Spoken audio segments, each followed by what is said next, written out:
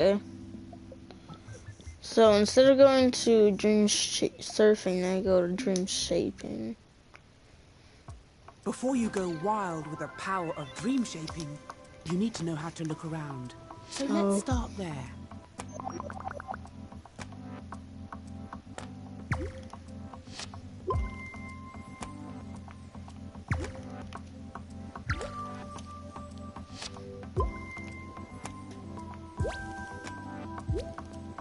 Wonderful.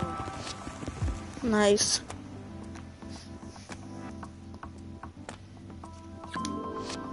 Now let's see about moving around. Let's take a flight of this.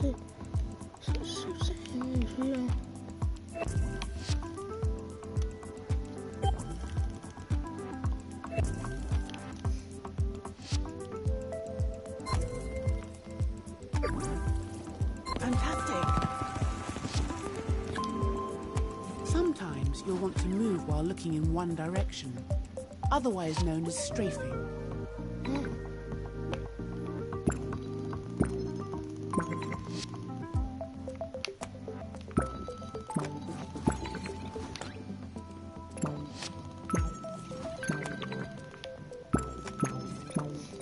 Great job.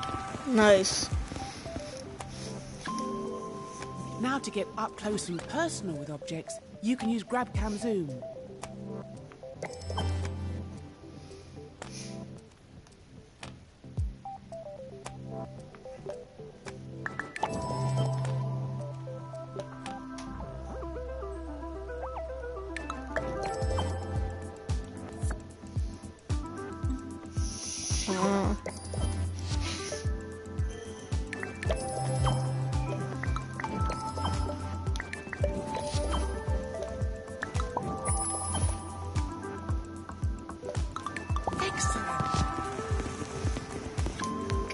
Okay. Time to give GrabCam Pivot a whirl.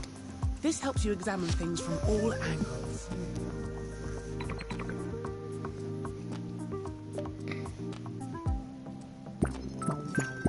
Whoa!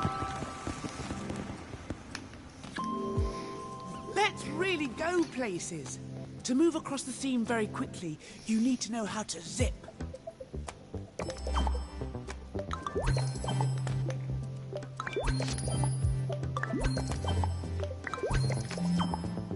Fantastic!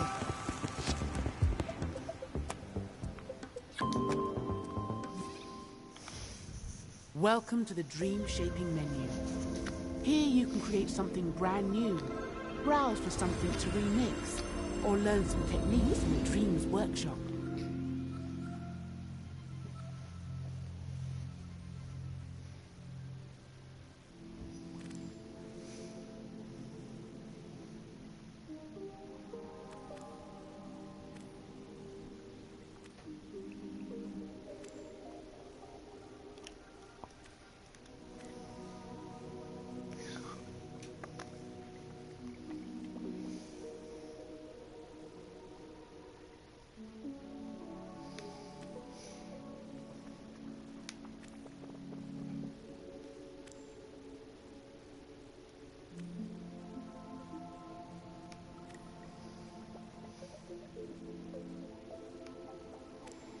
Okay, what do I want?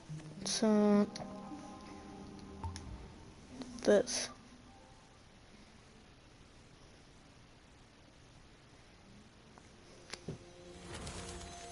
So, you want to learn the ropes of dream shaping, but you don't know where the tools are on the shelf, or how to use that intriguing gadget. Or you want to know what that strange contraption over there does. Dreamcrafters, assist us. Ah, hello, architect. Hello, engineer. Hello, Queenie.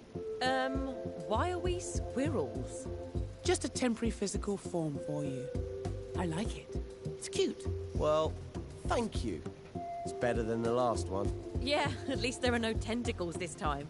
Now, show this dream shaper how to unleash their creative powers. Done!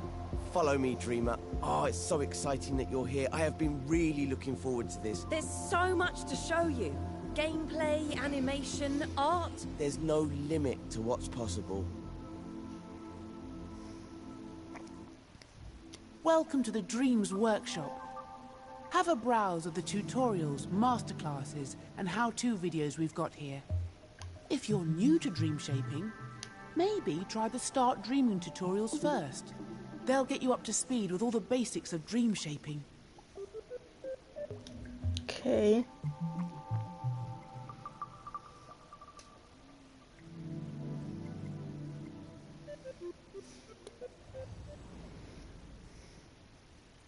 I hope you've got your imp under control.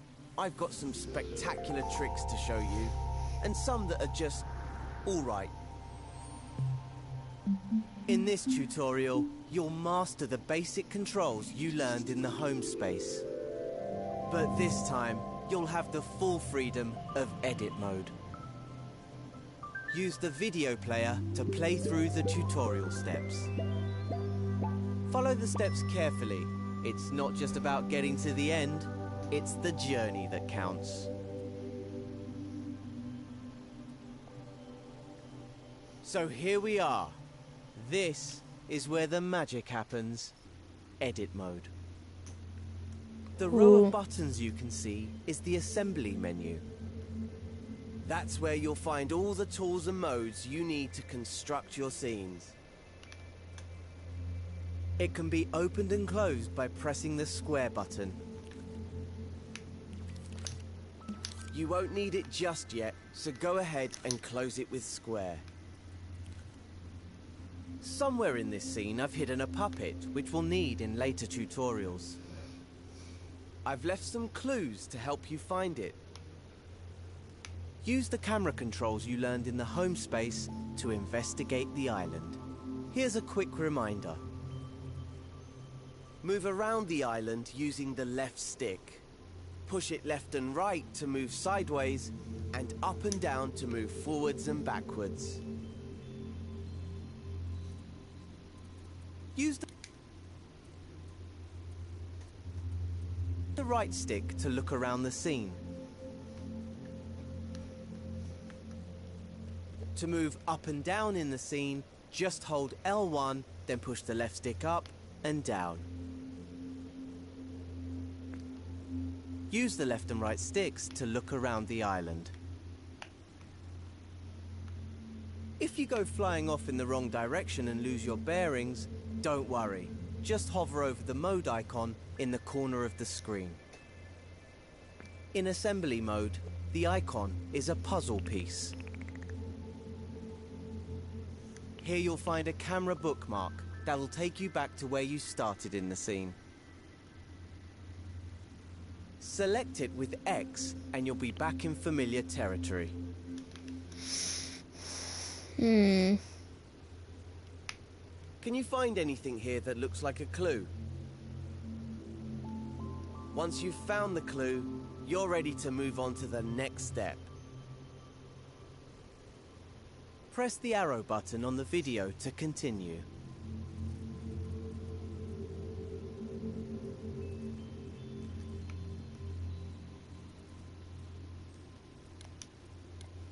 Okay, I found it over here. Did you find that clue? It was on the back of one of those shapes. Looks a bit like a rocket. I do love a cryptic message. Why don't you look around for any rocket-related goings-on? Ah, look over there. On that island in the distance. Those shapes look a lot like the ones in the clue. Go on, fly over there and check it out. That island is quite far away, though. A good opportunity to practice using the grab cam. Yeah. Do you remember how to do that? The To zip. use the grab cam, just hover your imp over an object you want to go to, then hold R1. Wee. Or Your you can imp go like will this. grab onto the object. The further you push the left stick, the faster you'll move. Once you reach the island, release R1 to stop using the grab cam. Make sure you're looking right at the cylinder and the cone.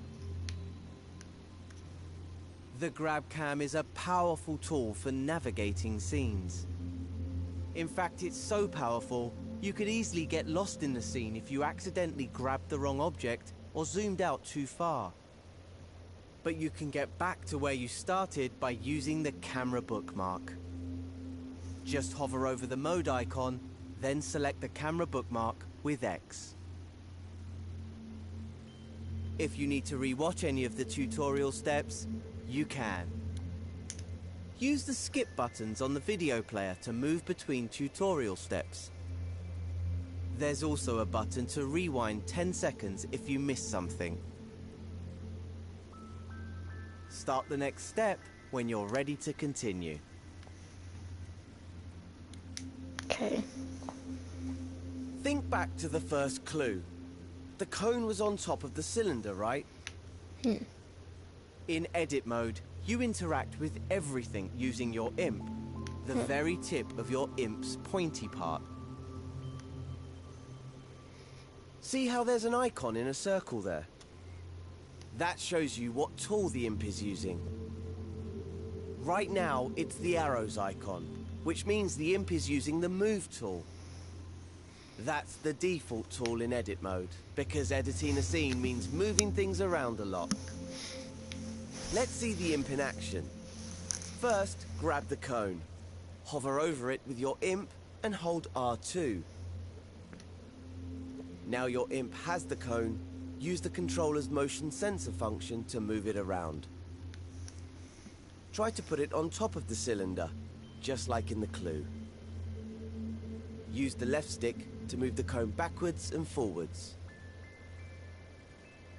Objects in scenes can intersect and overlap, so it doesn't have to be perfect. Get it roughly into place, and I'll show you how to refine it later. If the video player gets in your way, grab and move it with your imp using R2. You can even minimize the video and play along with audio only. Or maximize it to watch in Instructions View. In Instructions View, you also get a step-by-step guide for the video. When you've got the cone in place, you're ready for the next step.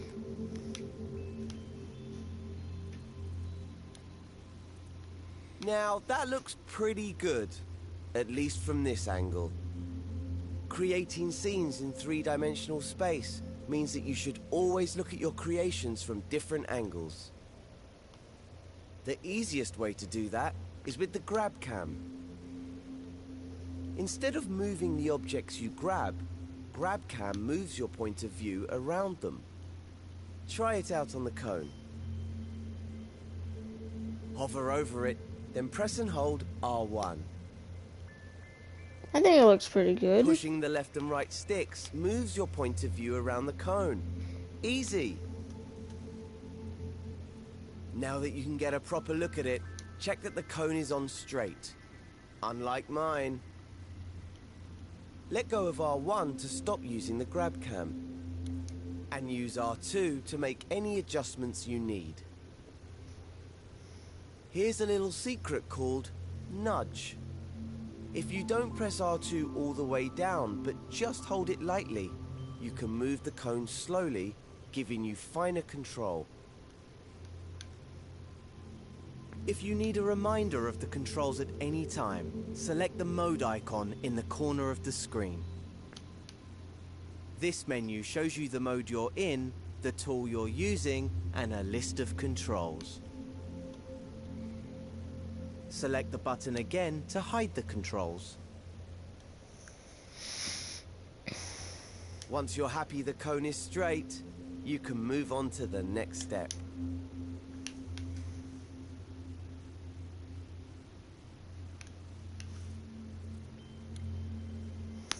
Hey, look at that.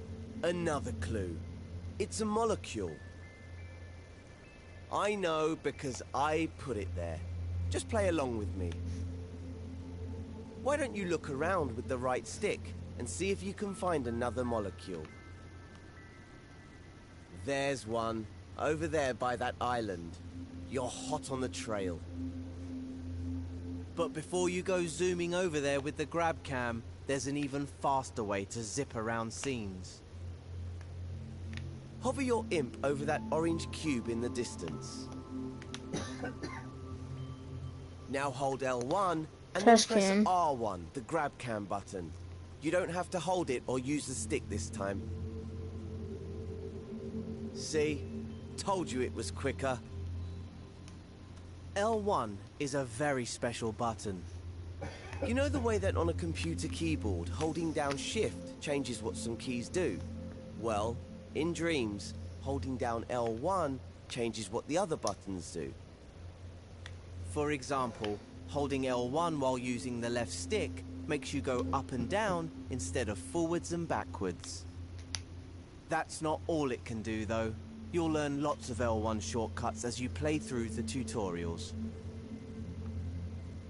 Now that you know how to move around quickly, see if you can find the next clue somewhere on this island. Remember to use the grab cam to look around the whole island. Did you find the next clue?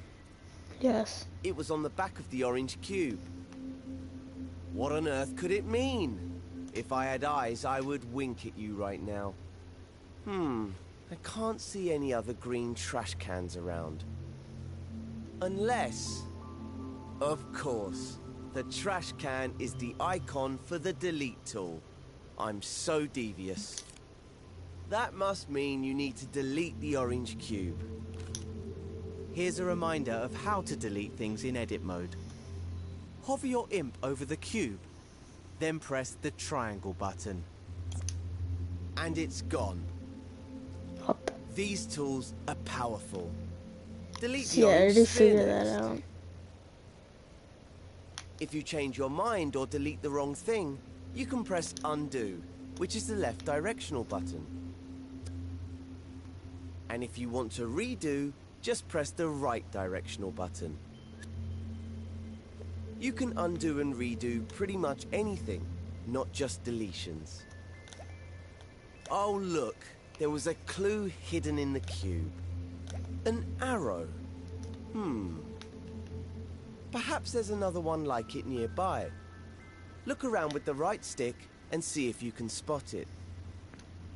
Once you've found it, you can move on to the next step.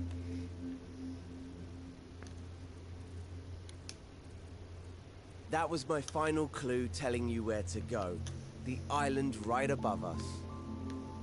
I know you're an expert in moving around with the left and right stick now, but let's practice strafing up and down with the left stick. Remember, holding L1 modifies what the buttons do, like Shift on a computer keyboard. Normally, the left stick moves you backwards and forwards in the direction you're facing. But if you hold L1 at the same time, the left stick will make you move up and down instead. How? Try getting up to the last island using this technique. Look at that. Position yourself so you're looking at the orange arrow which is pointing up. Now hold L1. Right, here's the puppet I reserved for you. Let's call her Connie, because she looks like a cone. We need to help Connie walk through the door to complete this tutorial.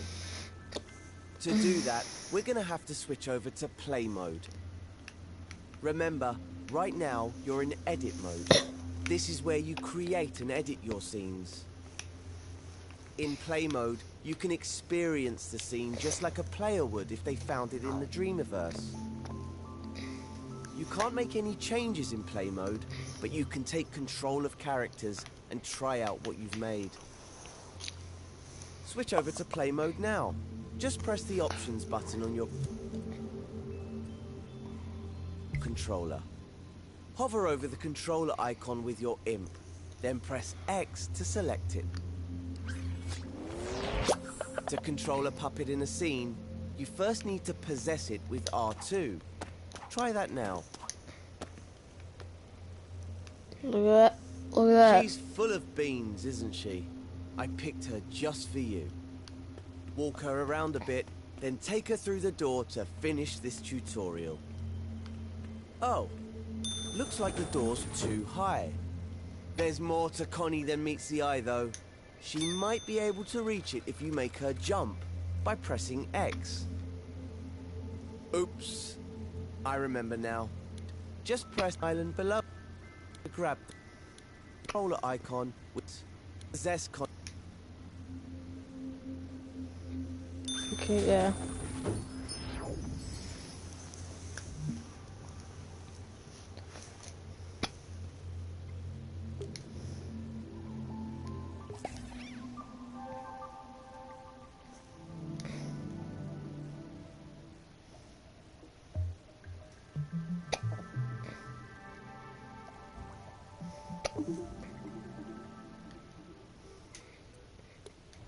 Now you've got the hang of moving things around in edit mode, it's time to master manipulating objects.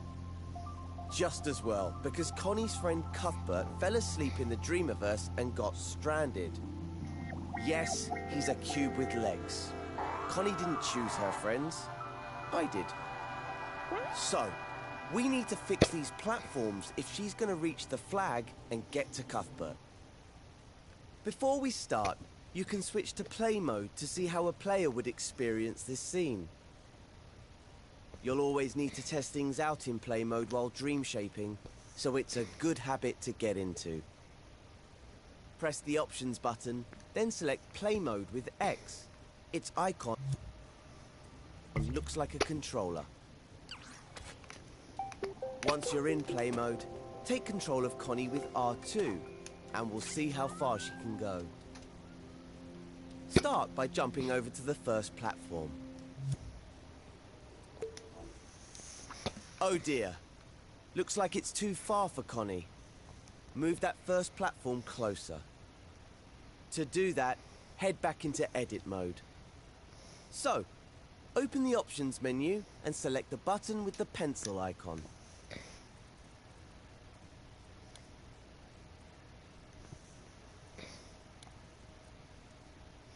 We have to do something about these platforms if Connie's gonna reach the other side. You can hold want it and release R2. To move things, hover the tip over so it lines up with the pink outlines and release R2. Using nudge. To nudge an object, just hold stretchy, allowing you to move the object with more precision. Use the left stick to move the platform backwards, forwards, left and right. And if you need to try again, just undo your action by pressing the left directional button. When the platform is in the right spot, you're ready for the next step. Now that the first platform's in position, let's test it out for another. In fact, it passes when you're in play mode, and the scene doesn't rewind automatically when you return to edit mode. Instead, things will be frozen in the state you left them when you were playing. Always keep this in mind when switching modes. But you can easily rewind things. Just press L3 by clicking in the left stick on your controller. Now time's rewound back to the beginning. Doing this won't reset any changes you made in edit mode. See? Connie is back to her starting position, but the platform remains where you... There are times when it's useful to leave things as they are after playing, but when in doubt, rewind.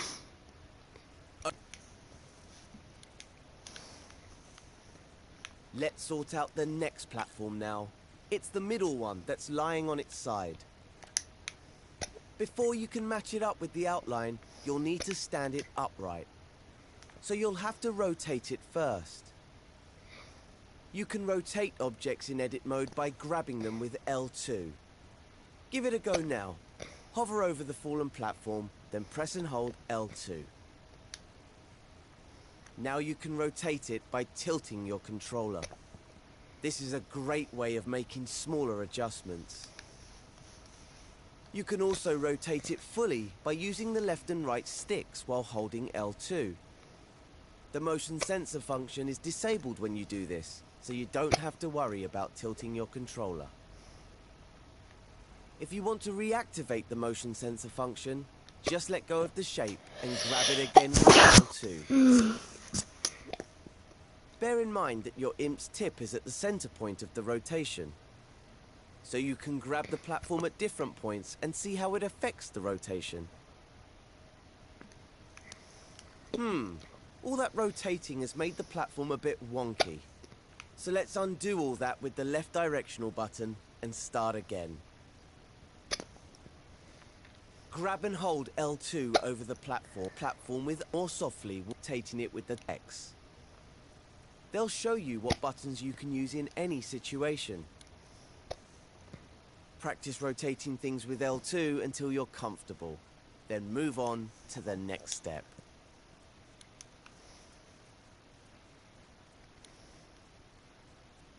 Now that you know something by object, remember and select the controller icon in. This is a swapper. Something by an object before you press triangle though, or you might end up deleting it. If you do delete something by accident, remember you can undo your mistake by pressing the left directional button. Once you're happy with the position and alignment of the middle platform, select the controller. Now the only thing separating Connie from Cuthbert is the final platform. Oh, it looks a bit small compared to the others. I'm not sure Connie will be able to use it, no matter how much you rotate it. We're gonna have to make it bigger, or scale it up, as we Dream Shapers say. Hover over the final platform now, and hold the up directional button to make it bigger. Remember how the imp was the center point of a rotation earlier? Well, here its position determines where the object scales from. Try hovering over the platform in different places, and see how that affects the scaling. And if it gets too tall, you can just hold the down directional button to shrink it.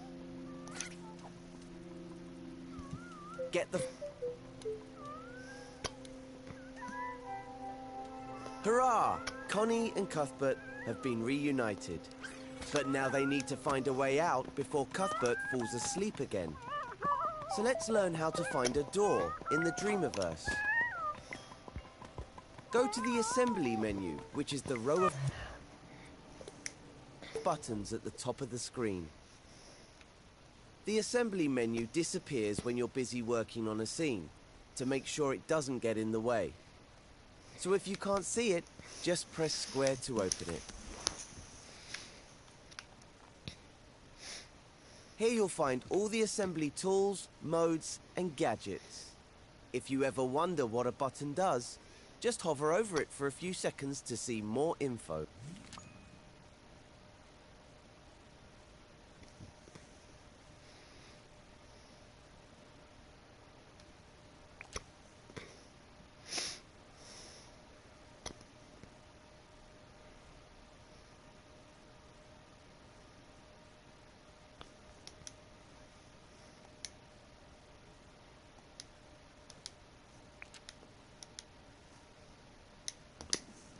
This menu is also where the search button lives.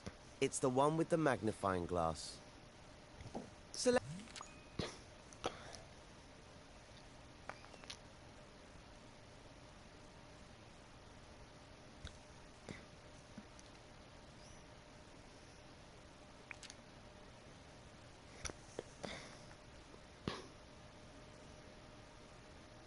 it now with X. The search button takes you to the Dreamiverse, where you'll find all the things created by dreamers from around the world. But for this tutorial, I've made a collection of elements for you to use in this scene. Let's see if we can find a door in the Start Dreaming collection. Select it with X. Have a look around. What elements do we have here in the collection? Ah, there it is. A door. Select it with X now. You should know this isn't just any door. It's a very special one. It has some animation and logic built into it, so it will magically open when Connie goes near it. Now that it's on your imp, you can scale it with the up and down directional buttons, or rotate it with L2 or the touchpad. See the outline at the top of the final platform? That's where the door needs to go. Use R2 or X to stamp it into place. Notice how your imp still has a door attached even after you've seen. With the move tool. Completing the scene.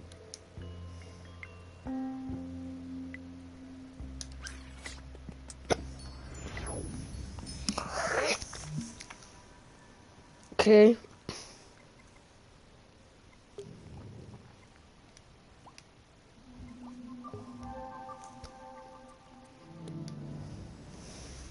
Now you know how to grab, rotate, and scale objects. It's time I showed you how to clone things. Cuthbert has managed to get himself stuck again. Luckily, I've set up this scene so that we can use the clone tool to rescue him. With this tool, you can make exact copies of anything in the scene. This makes it one of the most useful tools in a Dreamshaper's toolbox. You'll also get a chance to practice with all the other tools that you've learned so far. If we get Connie off this platform, maybe she'll help us out.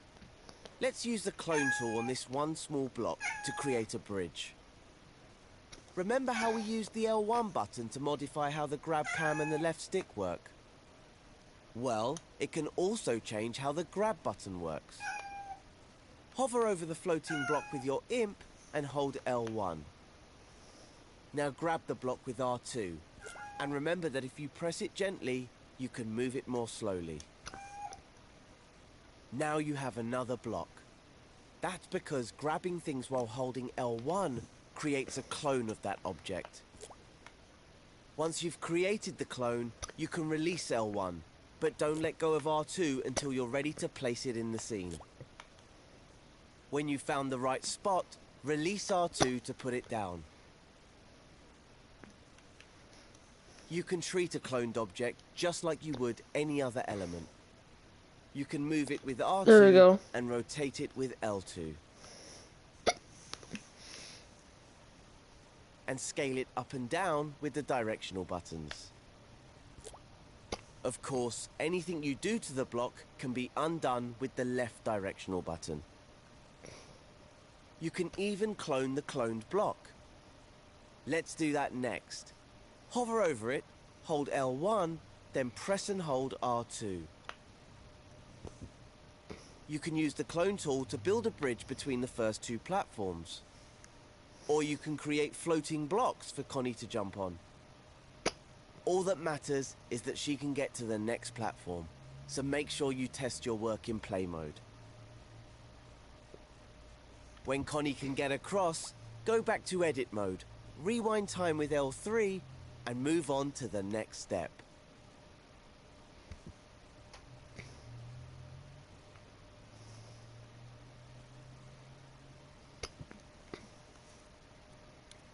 Getting Connie to that third platform looks easy enough. There. There's half a bridge between them, so we can just clone this block to finish it off. Okay, hold L1 and grab the block with R2 to clone it. Let go of L1 to stop cloning, then place the clone by releasing R2 to complete the bridge. That doesn't look quite right. Might need to try something different here. Why don't we rotate the clone? Hold L2 over it, then push the right stick sideways and start again. This time, flip objects. First, hover over the arch and hold L1. Then gently grab the arch with R2 to create a clone. Remember, release L1 once you've made the clone. You have to release it or the next part won't work. Here comes the cool bit. While still holding the arch, click the L3 button on your controller to flip the arch horizontally. That's all there is to it. Now you try. Hold L1 and grab the arch with R2 to clone it. Release L1 and flip the arch horizontally by clicking L3. And don't forget, you can realign the clone while you're holding it by pressing the triangle button. Now, let's see what happens if you click R3. There you go. Nice! The arch is flipped vertically instead. We should probably line it up with the first arch now, and release R2 to place it down. Ah! We probably should have flipped it back first. No problem. Just grab it, you're ready to move on. But first return to edit mode and rewind time.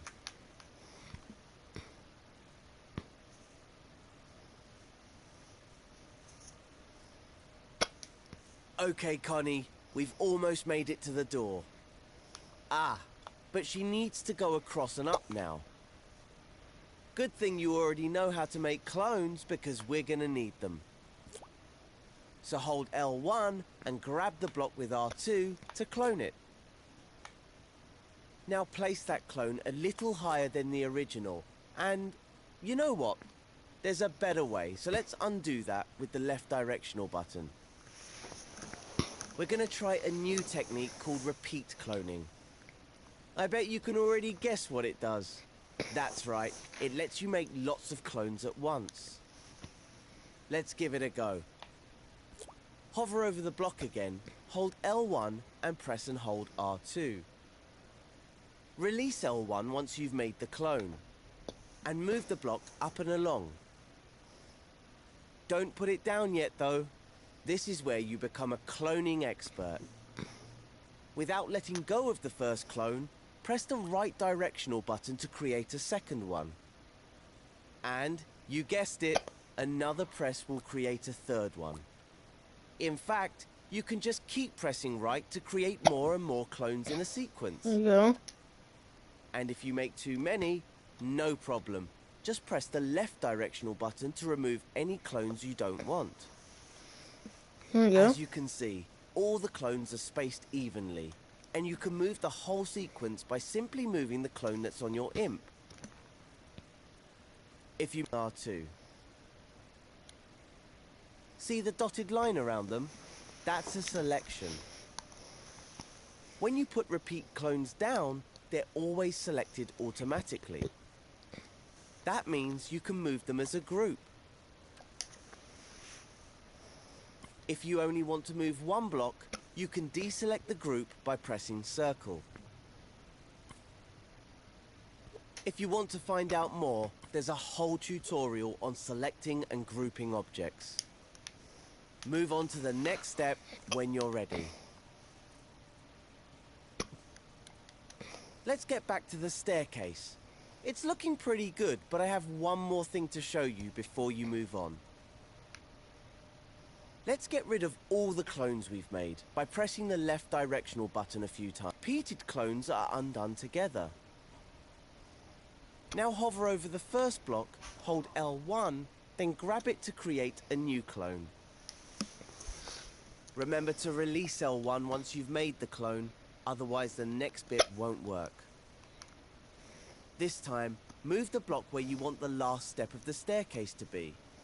There, right in front of the door. Don't let go of R2 yet though. Instead, press the left directional button and... look at that. You've created a sequence of clones between your imp and the original block. You can keep pressing left to create more steps, or right to remove them. Once you're happy with your staircase, let go of R2 to place it in the scene. You can create incredible shapes with repeat cloning, so feel free to experiment. How you position the first clone will affect all the repeated clones. Rotating the clones, for example, will let you build ramps and spirals. And if you scale the clone with the up button, you can create a sequence that increases in size. So try different approaches and see what you can come up with. If the path is clear for Connie, switch over to play mode to test the scene. Get Connie to the final platform, then get her to open the door for Cuthbert. If you feel like you've mastered cloning and flipping, walk Connie through the door to complete the tutorial. Good work.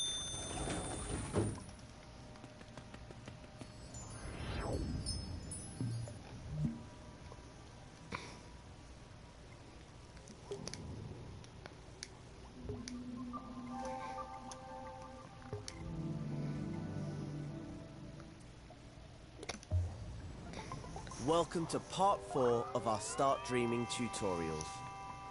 Ah, I see Cuthbert has managed to get himself in a pickle again. Connie, how do you put up with him? What a spanner. But with Connie's help, we can rescue him. This time around, I'll show you how to select and group your creations and how to scope in and out of groups.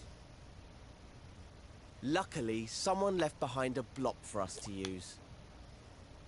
Remember how to repeat clone blocks to create a bridge? Well, let's do that again.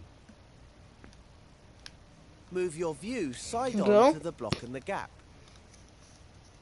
Hold L1, then grab the block with R2.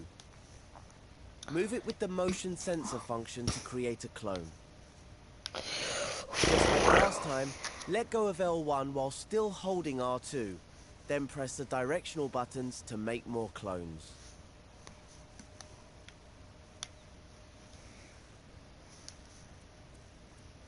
If you rotate the first block a little before you clone it, you can make an arch.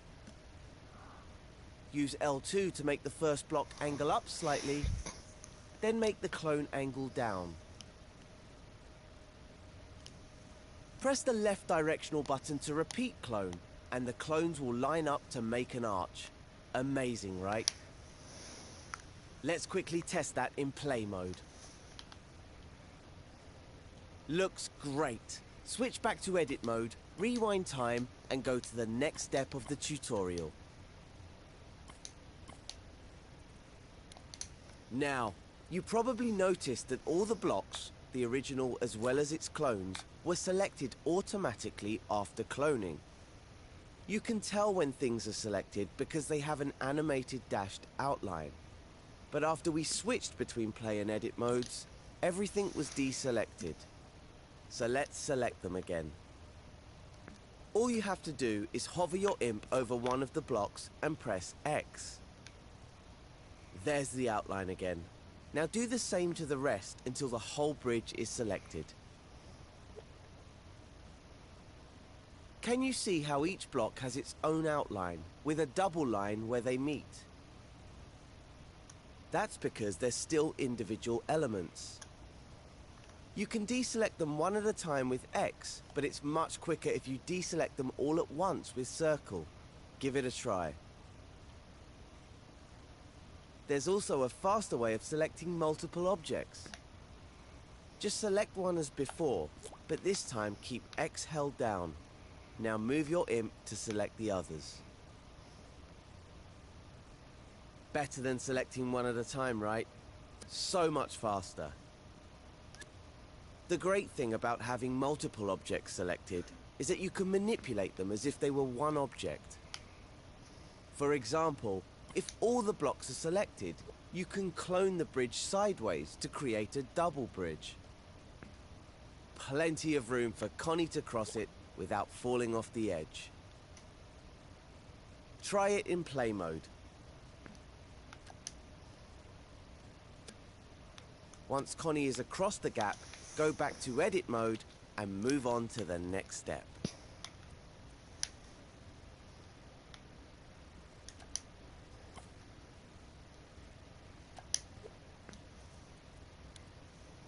You know, this bridge would be really useful to help Connie cross to the next platform.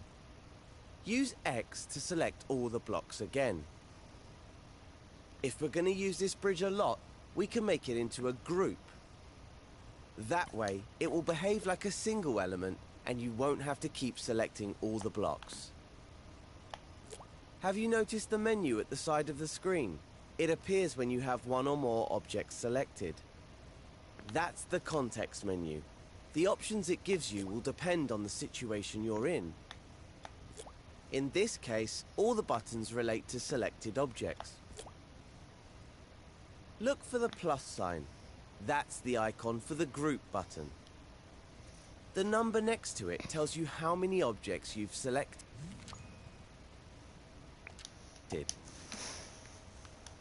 You can use this button now to turn all of those blocks into a group. There we go. The bridge is now a single element. You can tell because it has one outline around it instead of one around each block. And if you look over at the context menu, you'll see the group button now says ungroup. Use it if you want to break a group up. But we still need it to help Connie. So let's clone this bridge and place it between the second and third platforms. Just like before, hold L1 and grab the bridge with R2 to clone it. As always, remember to let go of L1.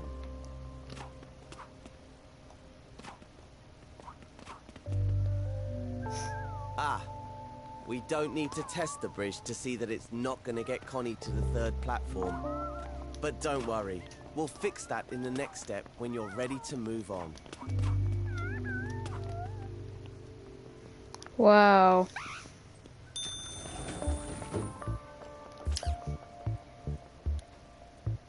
Our bridge needs a bit of work to learn a new technique individually without having to ungroup it first. And since you can already notice that it's showing you a shortcut, press X. Now you're scoped in. We can now edit all the parts as if it wasn't a group.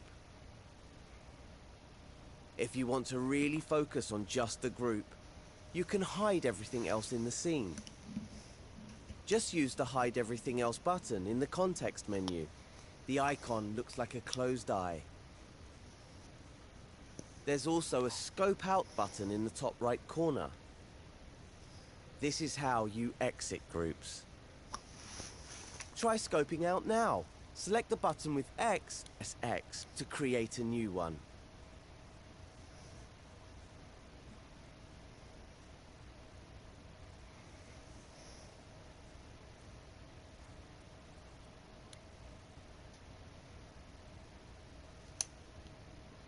Once you've built the staircase, test it out in play mode to make sure Connie can make it across. Our bridge needs a bit of work.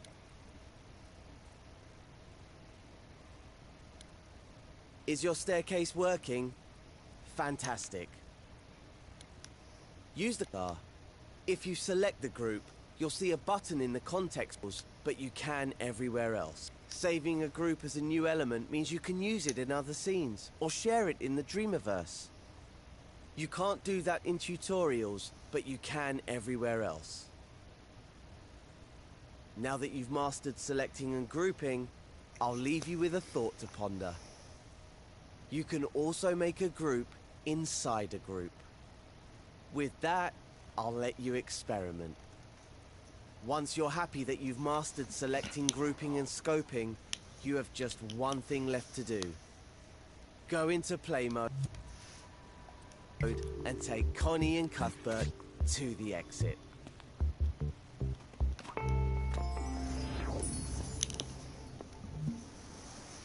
Okay.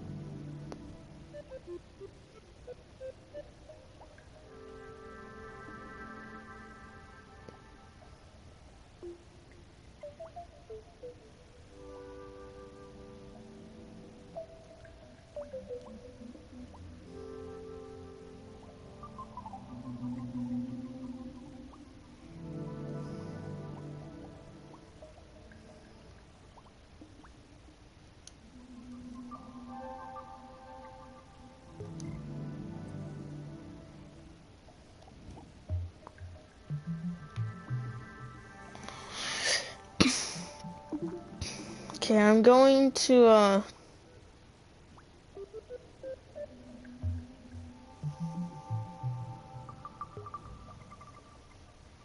try this. This tutorial is all about making music. Music can make your creations come alive, adding emotion and atmosphere. In Dreams, you can compose whole tracks from scratch and even make your own instruments. But you don't need to be a maestro to start making your own music. I'll show you how to create an arrangement using ready-made music clips. So let's begin. To start making music, we need to switch over to sound mode. Right now, you're in assembly mode. If you're ever unsure of what mode you're in, just hover over the icon in the top left corner to see your current mode and tool. Go to the assembly menu and open the modes menu with X. The modes menu is where you access all the different creation modes. Each mode has its own set of tools and options. The button for sound mode has a speaker symbol on it. Select it with X. Now you have a new menu at the top of the screen. This is the sound menu. It contains everything you need to make your own music. In the scene, you'll see a timeline gadget. In the next step, I'll show you how to edit it. Music in Dreams is arranged in timelines. This timeline contains a version of the music you heard at the start of this tutorial. To see what's inside it, we need to open its canvas. Hover your imp over the timeline, hold L1 and press X to open it. It's just like scoping into a group. This is the timeline canvas. The canvas exists within scene space, so if you pull down on the left stick, you'll back away from it. Hold the L1 button and use the left stick to move up and down the timeline. This is the best way to navigate around timelines, especially when they're big. This piece of music is called Connie's theme. To listen to it, just start time by clicking R3. See how the piece is composed of many music clips. The clips power on and off as the playhead passes over them. Click R3 again to pause time. Each music clip is a collection of notes made by an instrument. You can grab them and move them around with your imp. If you want to delete a music clip, hover over it and press the triangle button. Clips can also be cloned by holding L1 when you grab them. You can extend the timeline by hovering over one of its edges and holding X. The edge glows and an arrow icon appears. You can also extend the bottom if you need space for more clips. Once you've finished listening to the piece, click L3 to rewind time. You can find all sorts of different music by searching the Dreamiverse. To add music to one of your scenes, you could simply stamp a ready-made timeline, like this one. But in this tutorial, you'll learn how to assemble your own track from ready-made music clips. Move on to the next step and we'll get started.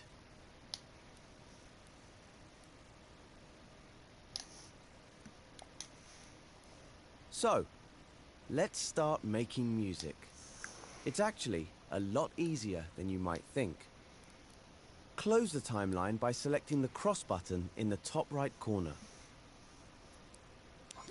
Or hover over it, hold L1 and press circle to close it. Now delete the timeline by hovering over it with your imp and pressing triangle. Let's add a new music timeline to the scene. Press square to open the sound menu. Select the music timeline button in the menu, then stamp one in the scene with R2 or X. Press circle to unequip the timeline gadget from your imp. Open up the timeline canvas with L1 and X. This timeline is empty, ready to be filled with music. The columns on the timeline represent musical bars. This timeline is 8 bars long. We'll need more space than that, so hover over the right edge and grab it with X. Extend the timeline to 16 bars. Now let's add a music clip to the timeline. Press square to open the sound menu. Find the search button and select it with X. Its icon is the magnifying glass. When you search in sound mode, there are 4 options for finding different sounds. Select Search Music Clips with X. This is the Dreamiverse. Here you can find music made by other dream shapers. Well, usually you can, but for this tutorial, I've made a collection of elements for you to use. That's what this cluster is. Select it with X to open it. It contains a selection of music clips, which you can use to build your own arrangements. Use the right stick to zoom in and out, and the left stick to move around. I've grouped the clips into different categories. Let's start with a basic melody. That's this group of clips. Hover over the clips to hear a preview of how they sound. Find one that you like, then select it with X to equip it to your imp. I'm using the clip Nostalgia Bells. Your imp will now be holding a gadget containing your selected clip. If you hover over the timeline, the gadget should snap to the canvas and reveal the whole clip. Place the clip at the start of the timeline and stamp it with R2 or X. Clips on a timeline will snap to the bars and to other clips. This will help you line them up. Click R3 to listen to the timeline. In the next step, we'll build up the track with some more clips. Click L3 to rewind time.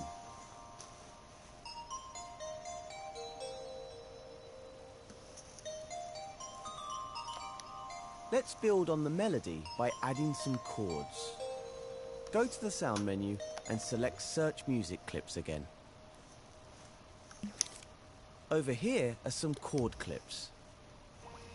Hover over the clips to preview them, then select one with X. I'm going with Suspended Pad, but you can make your own choice. Stamp your clip onto a new row of the timeline and snap it to the start. Click R3 to listen and notice how the clips play together in time. Click L3 to rewind. Now let's add some drums.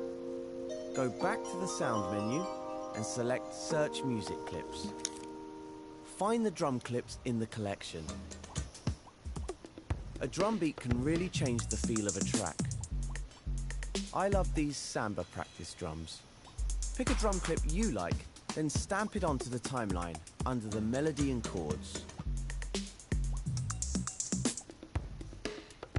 Now click R3 to listen to how it sounds. All the clips in the collection are in the same time and key, so you can mix and match them easily. Click L3 to rewind. In the next I really step, think I'll that show you how to the edit the drums length of your clips work for and how this. to add fades.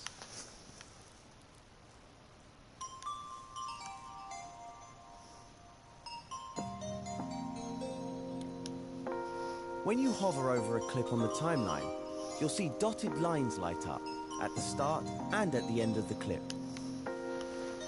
Move closer to the timeline so you can see them properly. These are trim handles. We can use them to change the length of a clip. Hover over the handle on the end of the drum clip, then hold R2 to grab it. Oh, These clips are loops, so you can extend the clip beyond its original length.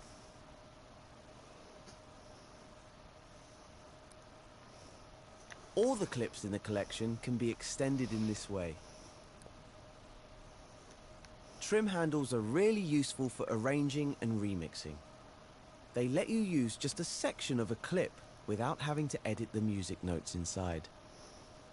On top of the trim handle, you'll see a little coloured gizmo.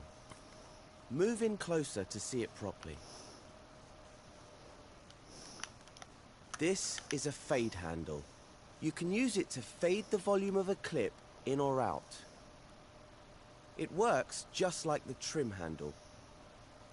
Grab the gizmo with R2 and move your imp left or right to create a fade.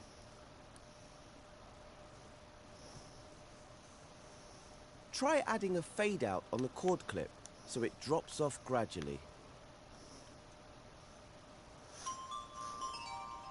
Drag it out further for a longer fade. Now click R3 to run time. Doesn't that sound cool? You may have noticed that the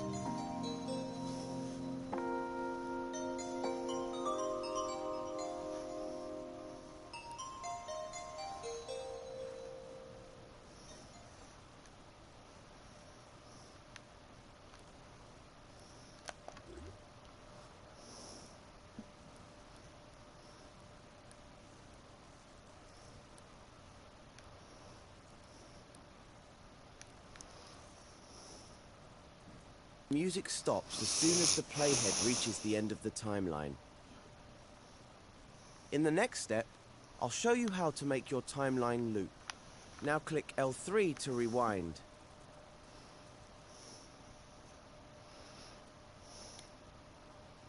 To make the track play constantly in the scene, we need to set the timeline to loop. We can do this in the Timeline's Tweak menu. Hover over a blank area of the timeline, hold L1 and press square to open its Tweak menu. In here we can change the timeline settings. Find the playback mode section, square to open its Tweak menu. This in the Timeline's Tweak menu. Hover over a blank area of the timeline, hold L1 and press square to open its Tweak menu.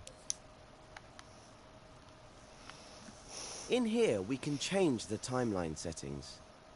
Find the playback mode section. There are three options. Once means a timeline will play once all the way through when it's powered on. Sustain means a timeline will pause when it's powered off, then resume once it's powered on. Loop means a timeline will play repeatedly while it's powered on. Hover over the loop icon and press X to change the playback mode. You can also change the playback speed in the Tweak menu. Hover over the playback speed slider and hold X to grab it. Now move your imp to the left or right to adjust the value. Click R3 to hear your adjustments live.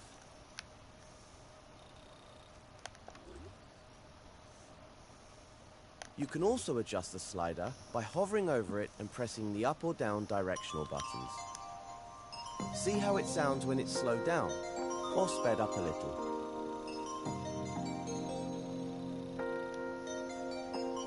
To close the tweak menu, hover over it, hold L1 and press circle. You can also tweak music clips to make them loop. Just hover over them, hold L1 and press square to open their tweak menus. You can also change their volume and tempo. Be careful changing the tempo, as your clips could go out of time with the others. We've made a cool piece of music, but you can carry on adding more clips if you want to. Maybe you heard something in a tutorial collection that would sound awesome in your arrangement. Try trimming and looping tracks. See what you can come up with. If you need extra space, you can extend the timeline by grabbing the edges with X. All the clips we've used in this tutorial come from the Media Molecule Music Collection. The collection contains lots of music clips you can use, as well as some complete tracks. Look for it in the Dreamiverse next time you're making music in sound mode. Once you've finished, switch over to play mode and listen to your track in the scene. To end the tutorial, just press Options and select the Exit Creation button. Okay, I need to go to the bathroom. Okay. So, Dad, how about you play around? No, you're doing good. No, while I'm going to the bathroom. So, No. I need to go poop.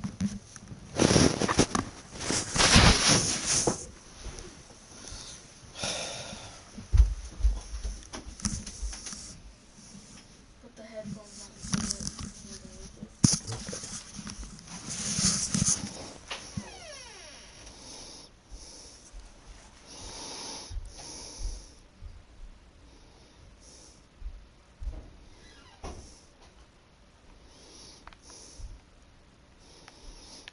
so this is fine.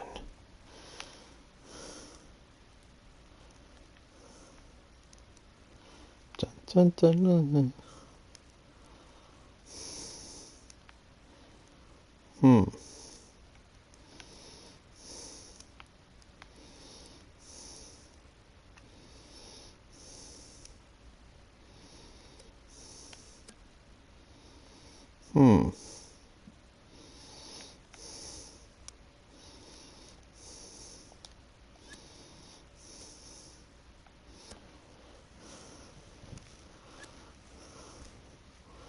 What does this say? Can I do this?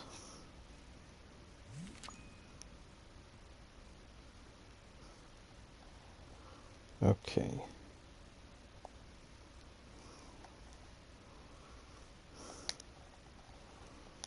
Yes.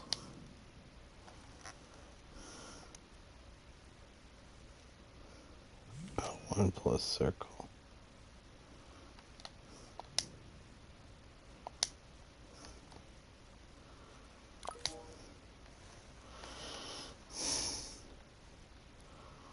Hmm.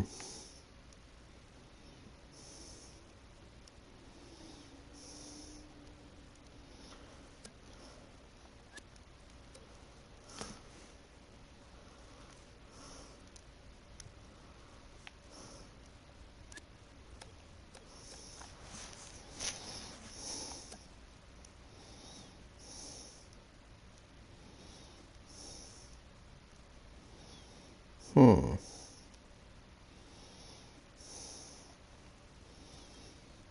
Hmm.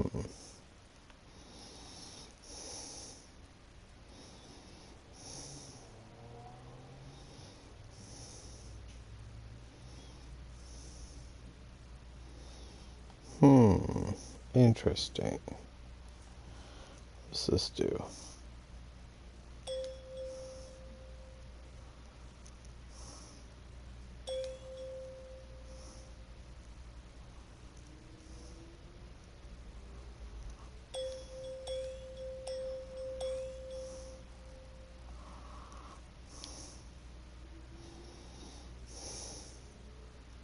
you're making music in sound mode. Once you've finished, switch over to play mode and listen to your track in the scene. To end the tutorial, just press Options and select the Exit Creation. To make the track play constantly in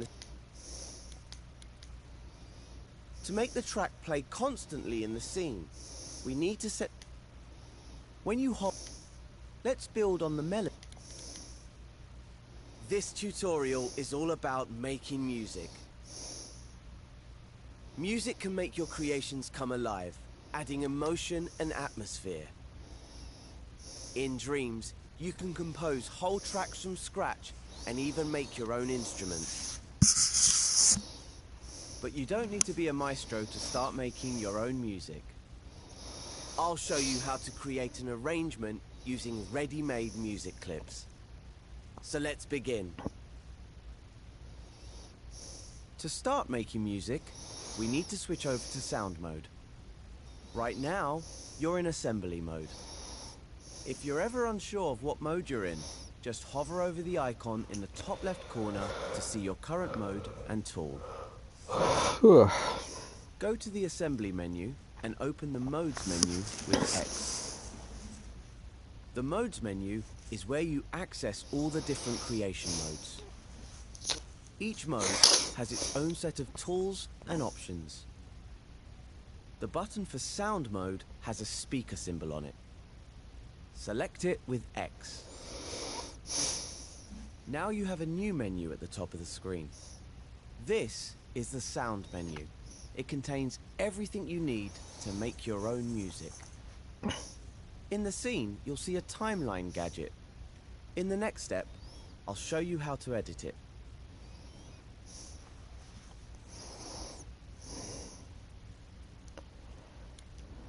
Music in Dreams is arranged in timelines. This timeline contains a version of the music you heard at the start of this tutorial.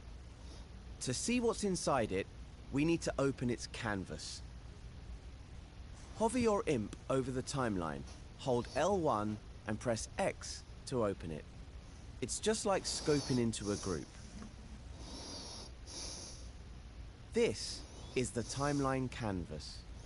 The canvas exists within scene space, so if you pull down on the left stick, you'll back away from it. Hold the L1 button and use the left stick to move up and down the timeline. This is the best way to navigate around timelines, especially when they're big. This piece of music is called Connie's theme. To listen to it, just start time by clicking L3. See how the piece is composed of many music clips. The clips power on and off as the playhead passes over them. Click R3 again to pause time. Each music clip is a collection of notes made by an instrument. You can grab them and move them around with your imp. If you want to delete a music clip, hover over it and press the triangle button. Clips can also be cloned by holding L1 when you grab them. You can extend the timeline by hovering over one of its edges and holding X. The edge glows and an arrow icon appears.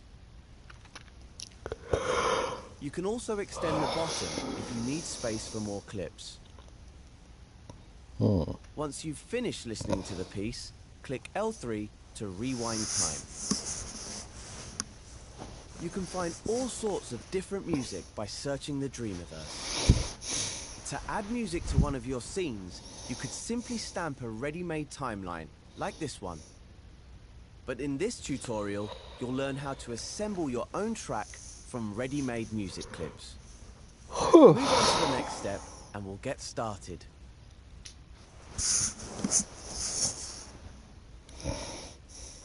So, let's start making music. It's actually a lot easier than you might think. Close the timeline by selecting the cross button in the top right corner. or hover over it, hold L1 and press circle to close it. Now delete the timeline by hovering over it with your imp and pressing triangle. Let's add a new music timeline to the scene. Press square to open the sound menu. Select the music timeline button in the menu, then stamp one in the scene with R2 or X. Press circle to unequip the timeline gadget from your imp. Open up the timeline canvas with L1 and X. This timeline is empty, ready to be filled with music. The columns on the timeline represent musical bars. This timeline is 8 bars long. We'll need more space than that, so hover over the right edge and grab it with X. Extend the timeline to 16 bars. Now let's add a music clip to the timeline. Press square to open the sound menu. Find the search button and select it with X. Its icon is the magnifying glass. When you search in sound mode, there are 4 options for finding different sounds. Select Search Music Clips with X. This is the Dreamiverse. Here you can find music made by other dream shapers. Well, usually you can, but for this tutorial, I've made a collection of elements for you to... What? You didn't do anything. No, I looked at the tutorial.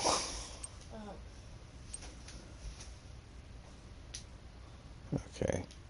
How do I just play it? Oh.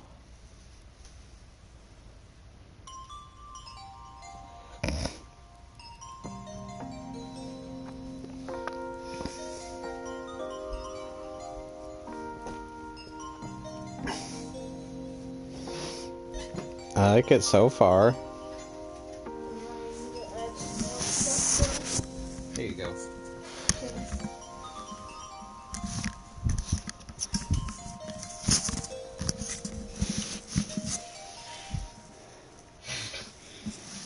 I made it loop.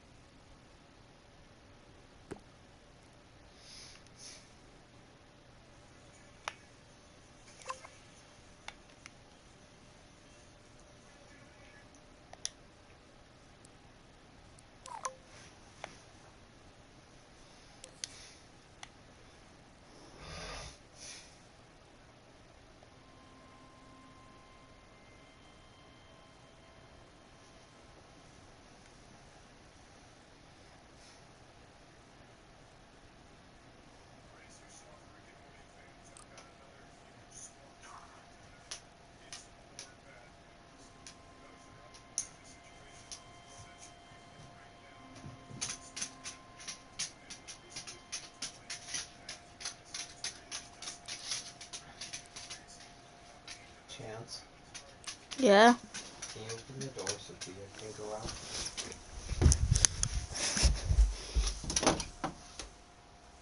There, just leave it open.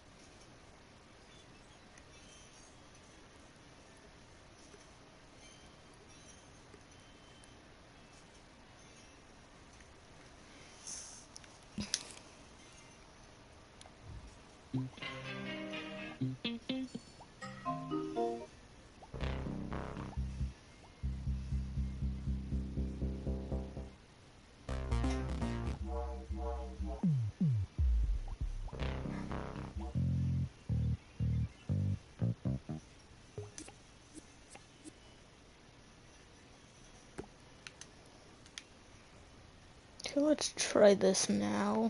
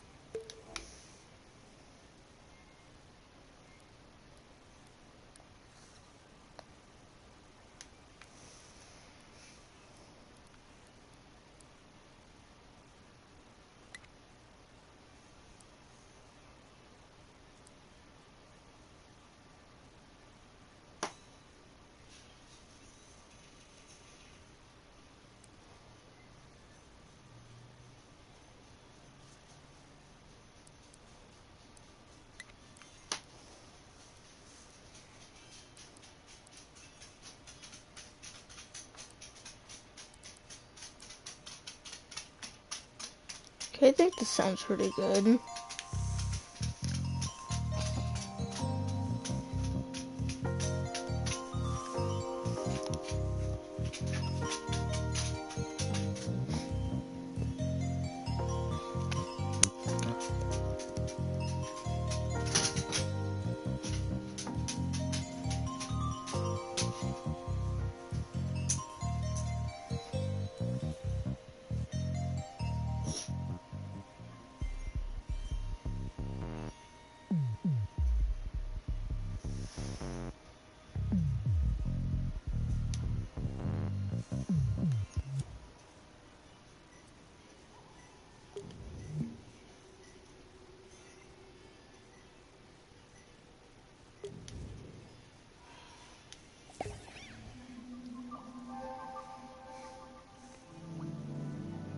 Hey, I got a trophy. Oh, good.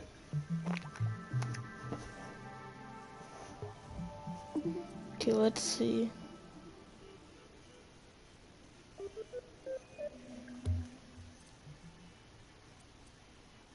What is this? Okay. Let's see. Where's the tutorials?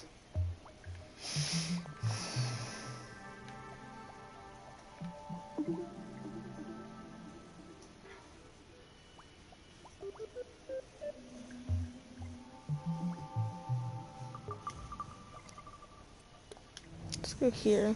Are you ready to get those creative juices flowing? This tutorial's all about making your creations beautiful. Now, this is Connie's front garden. But what's this? It's had all the colour, style and magic sucked out of it. But not to worry, Connie. We can help make the garden pretty again with the power of dreams. Whoa. Just to start you off, all the lighting's already done. We can learn more about that later. And because I'm ever your servant, I've also grouped some of these objects just for you. It'll make editing them quicker and easier. So what does the garden need? Well, it could do with some colour, texture and movement. Luckily, the coat, style and effects modes are the perfect tools to do that. They don't create new objects, they modify existing sculptures and paintings.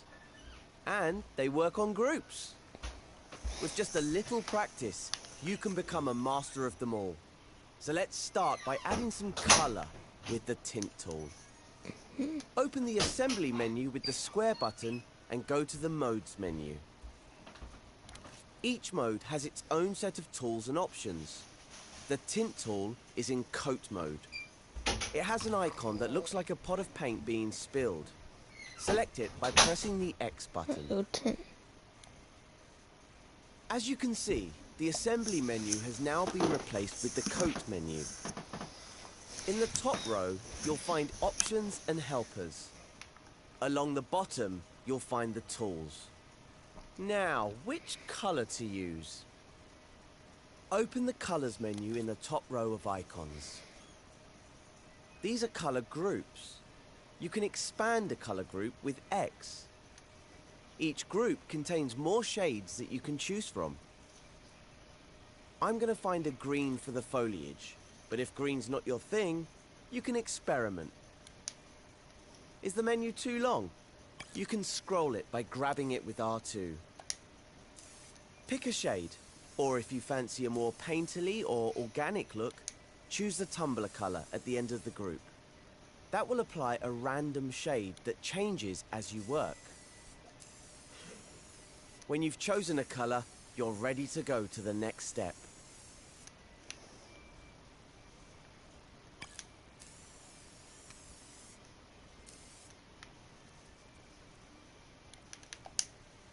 To add colour to our scene, we'll use the tint tool, which has an icon like an airbrush. You can manually select it in the tools menu. But in coat mode, choosing a colour from the colours menu equips the tint tool automatically. See the airbrush icon on the tip of your imp. The tint tool recolours objects, either tinting or completely covering their original colour. Just press and hold R2 to tint the objects at the tip of your imp. No need to select or scope into anything. The rounded clumps look a bit dreary in this scene. Let's add some colour. You can see that the longer you hold R2, the stronger the tint gets. And with a tumbler colour selected, it will cycle through different shades. If you make a mistake, you can undo using the left directional button. Or set your tool to subtract and you can detint. How do you do that? If you press triangle while the tool is active, your imp will change to an outline. So now it will remove tint instead of adding it. And that works on pretty much all of the coat, style and effects tools. Just press triangle when they're equipped to make them subtractive. Try removing some colour using subtractive tint now. Just hold R2 over the object. And to make the tool additive again, press triangle. Now that you've got to grips with that, you can colour in the whole scene with the tint tool. Go wild. Use different colours to tint the path, rocks, river, grass, trees, and the little cottage. The colours menu has all the colours you need. Just open a colour group and pick a shade, or the tumbler colour. Take some time to colour your scene. When you're done, Great. move on to the next step.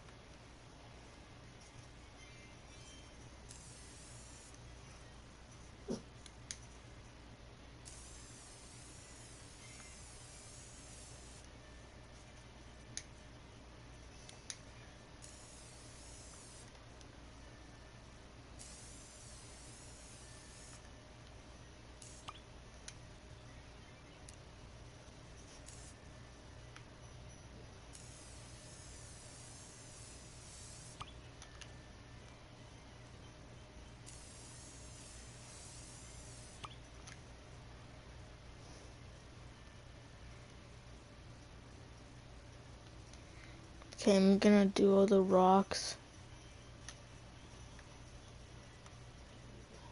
Then the path will be a lighter gray.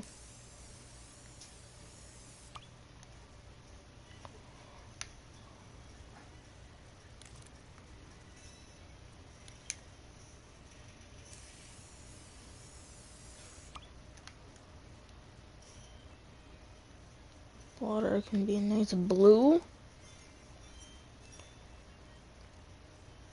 And the house.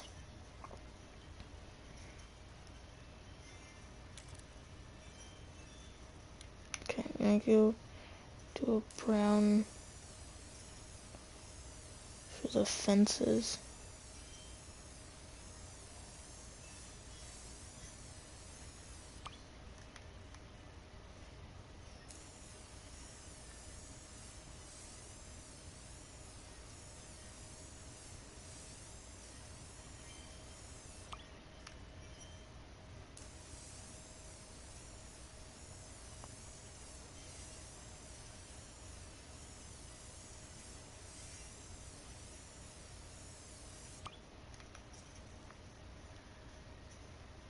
It looks quite good, doesn't it?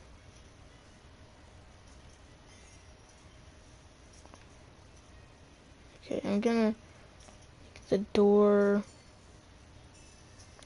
The door's like gonna be. The door's gonna be a yellow.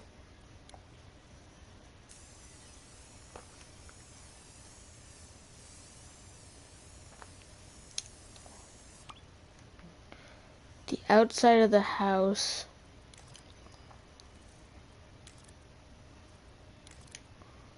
Oh, there we go. This.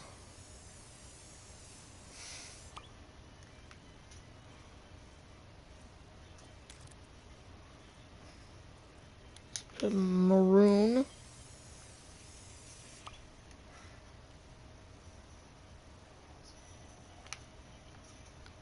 And this smoke is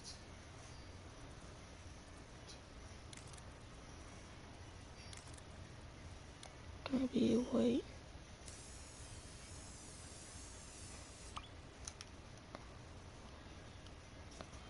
There we go. I Good think that job. looks quite Now your good. scene is beautifully coloured in, let's add some texture to it. For that, we need to leave coat mode and go into style mode. To leave a mode, select the exit button in the top right of the screen. Or you can use a shortcut.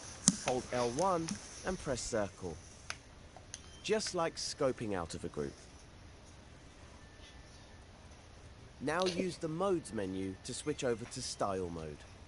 The style mode icon is an S-shaped brushstroke. Ooh. All sculptures and paintings in Dreams are made up of flecks, and style mode is where we manipulate them. For example, notice how the objects in this scene look smooth.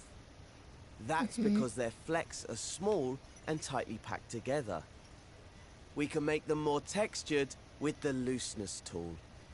Select the looseness tool. It looks like a blurry circle.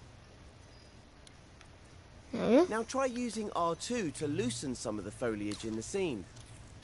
Don't hold back.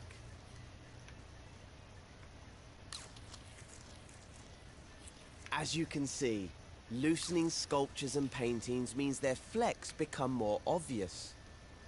If you think they're getting too loose, press triangle to make the tools subtractive and tighten them up again with R2. Or you can just use the left directional button to undo.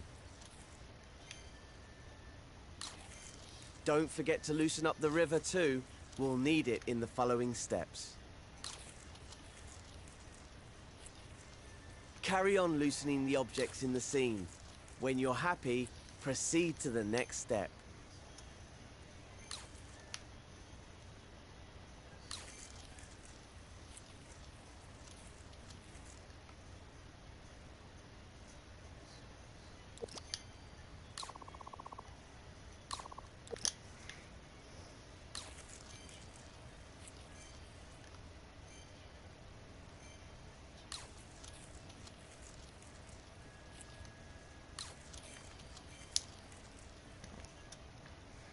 I'll loosen up the smoke.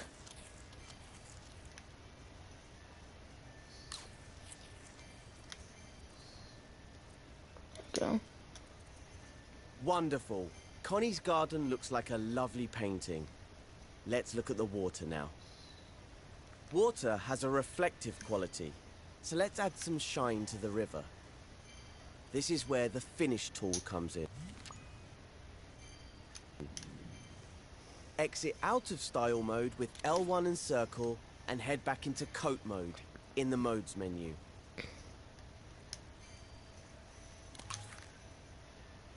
Next to the colors menu in coat mode, you'll find the finishes menu.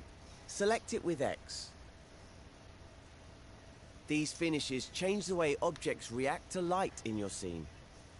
Using finishes, you can make objects shiny, rough, metallic, or even translucent. Now you can choose your finish for the river. Let's see. Ah, yes. How about shiny wax? Wax finishes are translucent, and the shine will give the river a reflective surface that will catch the light. Apply the finish as before using R2. Remember that you can revert your changes by switching to subtractive mode with triangle, or by using undo. Try editing the finish on other groups and objects in the scene. Continue to the next step when you're ready.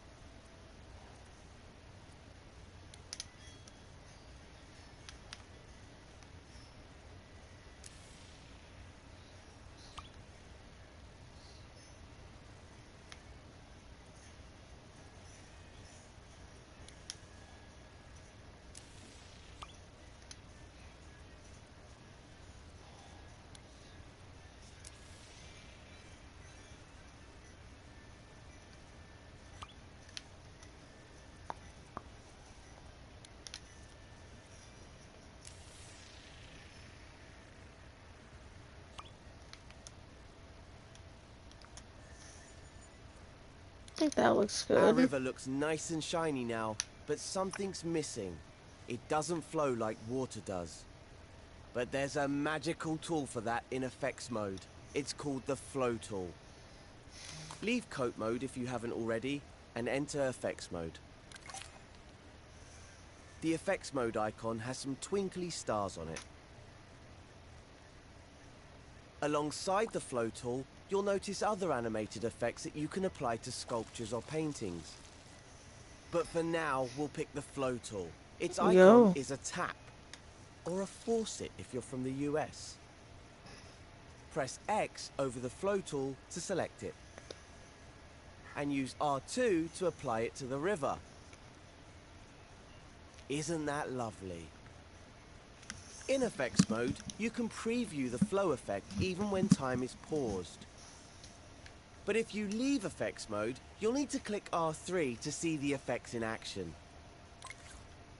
When the river's flowing at the right speed, you may notice something a bit odd. It's flowing the wrong way.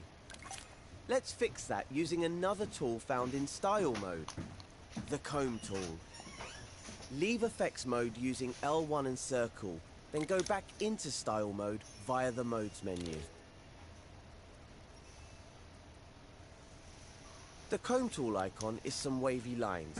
Select it with X. Now we're going to make the river flow the correct way. How do we do that? You guessed it.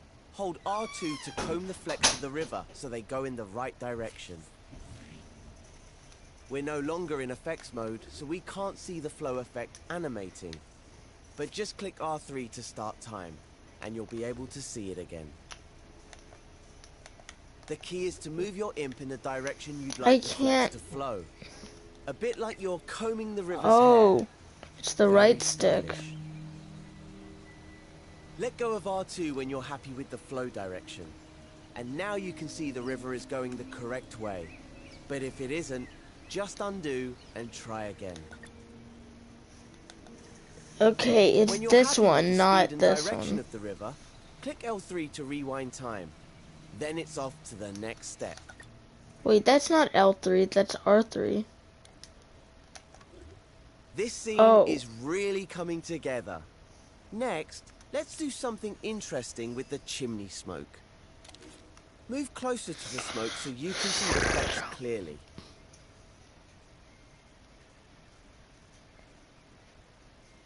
These flecks don't look very smoky, do they? Let's change They that. do. If you're not already in style mode, head there now using the modes menu. It's look like flex to me. Open the flex menu with X. It's the button in the center of the top row. Now choose a That fleck looks that looks smoky. smoky. How about the dots fleck?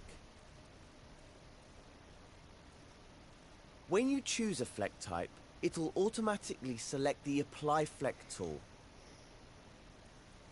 Now, hover your imp over the smoke and hold I think R2. it's fine.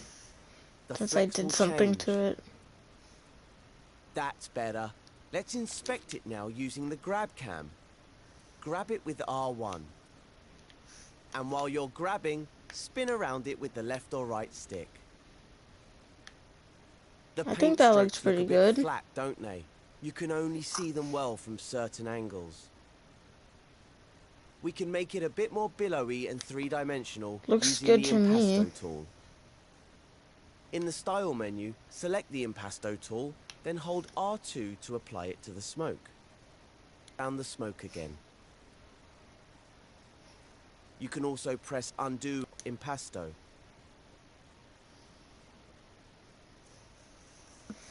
Now that you've mastered Impasto, the last style tool we're going to use is the Ruffle tool.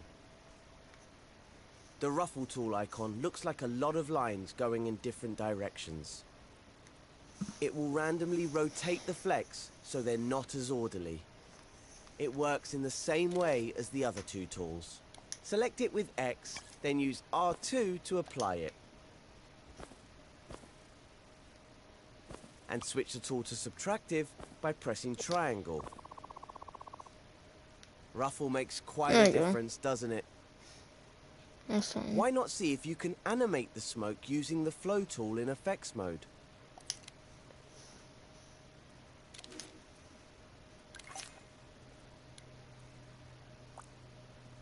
When you're happy, go to the next step of the tutorial.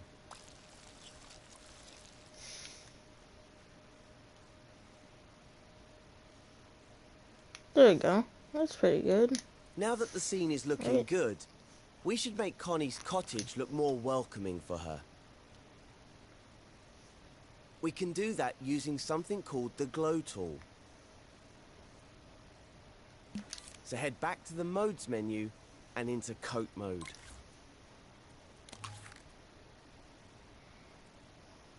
The glow tool has an icon that looks like a little sun. Select it with X, then move your view over to the cottage for a closer look. Now position your view so that you can see the door and the window of the cottage. Then hold R2 over the window in the door to make it glow. Go on, give it some welly. Whoa, that's too bright.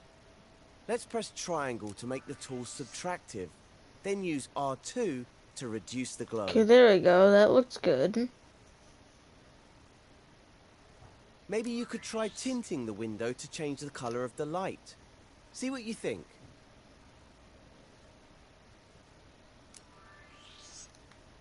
Have a play with the glow tool, and then move on to the next step when you're ready.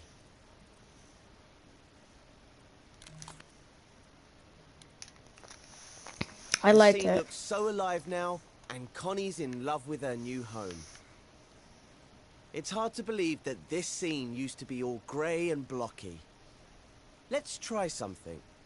How different did we actually make it? To see, we can use a special trick. Press square to open the menu, and then take a look in the Show Hide section. The Show Hide icon looks like an open eye. It can be found in most of the mode's menus. In the Show Hide menu, you can make all sorts of different objects visible or invisible. It only works in edit mode, so your scene will still look the same in play mode. Some of them are on by default, and some are switched off. Coat, Style and Effects is one of the options which is on by default. Its icon is a combination of the icons for all three of those modes. Try turning it off by pressing X over it. Look at all this stuff. Wow, what an amazing difference. That shows you how powerful these tools really are. Using Coat, Style and Effects, you can make even the most boring block come alive. Practice using the tools and see what you can come up with. Man, look at this. When you're finished, go to play mode in the options menu and walk Connie into her beautiful new home. This will complete the tutorial.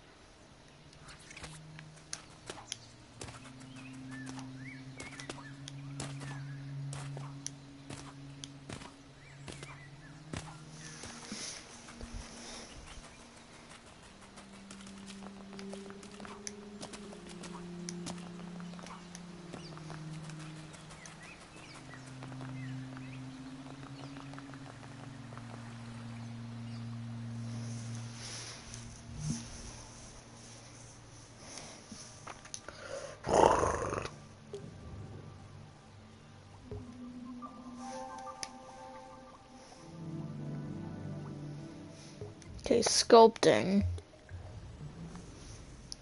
There's nothing quite like sculpting something from scratch. But you'll need a good grasp of the tools to avoid coming unstuck. So let's get down to it. Maybe Cuthbert will learn something too. Go to the assembly menu. Press the square button to open it if it's closed, and select the modes menu with the X button. This one. Select sculpt mode with X. Its icon has some 3D shapes on it. Every time you enter sculpt mode from the modes menu, a new sculpture will be created. You'll also notice that when you're in sculpt mode, everything outside the sculpture will be blurred and grayed out. This is to help you focus on what you're creating. You can adjust visual feedback in your preferences, which you can find in the options menu.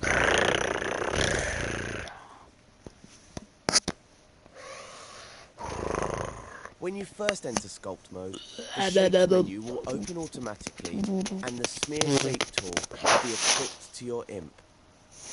Try smearing a shape now by holding R2 and moving your imp around.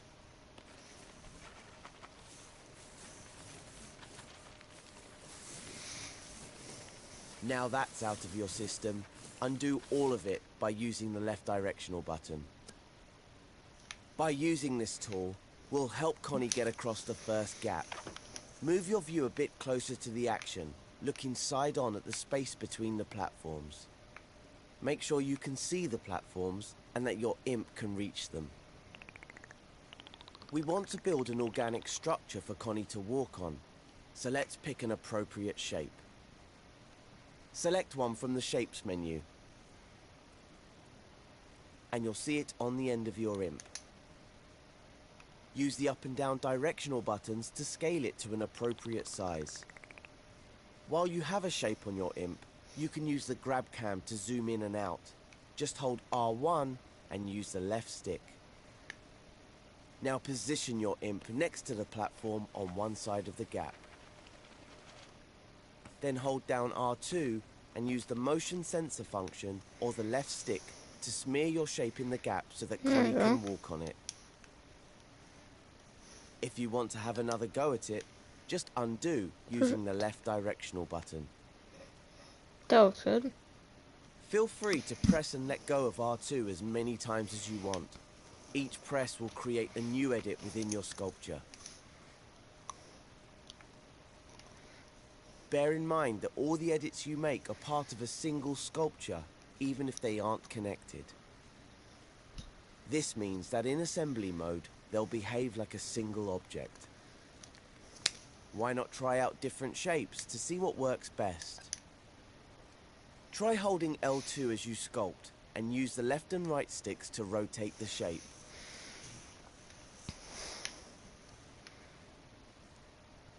Maybe try making something like a rock formation or a tree trunk. The cool thing is, sculptures are automatically physical, so they can be walked on by puppets like Connie immediately. When you want to try it out, switch to play mode in the options menu and get Connie to walk around on your sculpture. When you're happy to move on, go back to edit mode and proceed to the next step.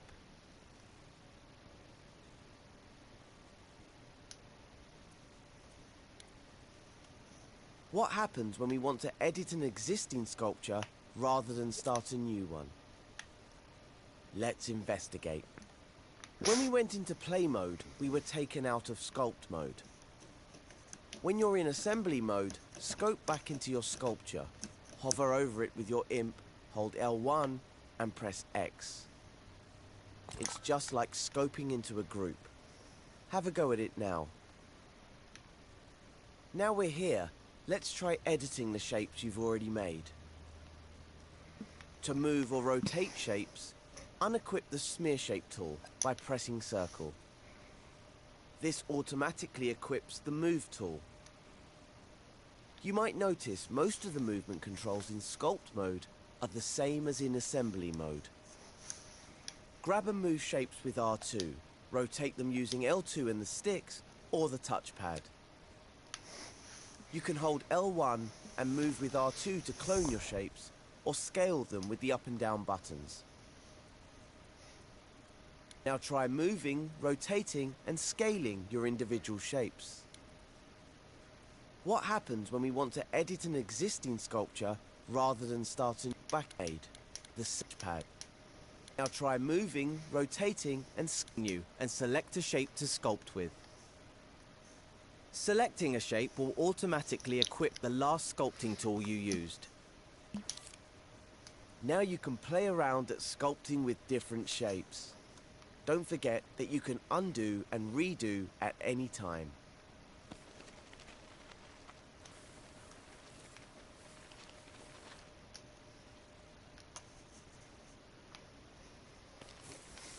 If you accidentally scope out, you can scope back into your sculpture by hovering over it with your imp and pressing L1 and X.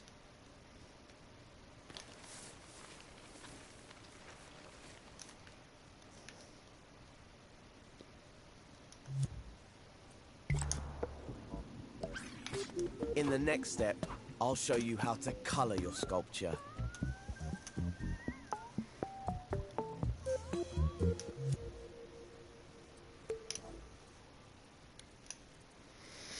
You've probably noticed by now that all your sculptures are orangey brown, like clay. That's the default color, but you can sculpt with any color you like. If you're in assembly mode, hover over your sculpture with your imp, then hold L1 and press X to scope back into it. Next, head to the colors section in the sculpt menu and press X over a color group to see the different shades. Choose a color, any one you like. And as if by magic, the shape on your imp is now the color you chose. Any new shapes you make will be that color, but the old shapes are still brown. Luckily, we can also color shapes after we've created them, using the spray paint tool. Go to the Sculpt menu and open the Tools section with X. Then select the Spray Paint tool, which has a spray can icon. Now your imp will have an outline of the current shape on its tip. Intersect the shape with your sculpture, and you'll see the spray paint color appear on it. Hold R2 to apply the spray paint to the shapes. You can try out different colors and shapes to completely change the look of your sculpture. If you want to make it easier to keep your imp on the surface of the sculpture, you can use the Surface Snap guide.